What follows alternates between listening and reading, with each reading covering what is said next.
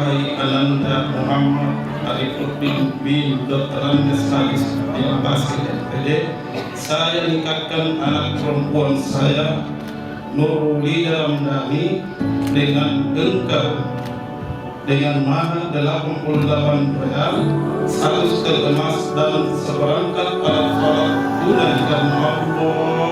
Saya terima nikahnya Nurulida Ramdhani binti Agus Mahmud dengan mahar seperangkat alat sholat, 1 setel perhiasan emas dan uang 88 real dibayar tunai karena Allah Ta'ala.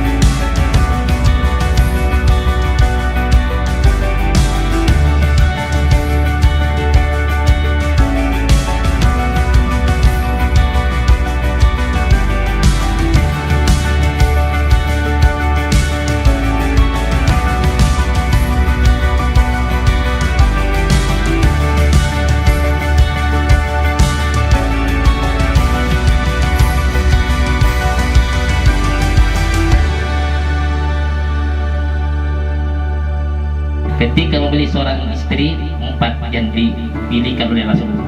Pertama, pilihlah wanita karena cantiknya.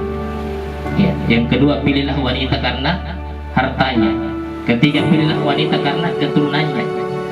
Yang keempat, pilihlah wanita karena agamanya. Tapi yang paling terpenting adalah memiliki seorang wanita yang paling bagus agamanya.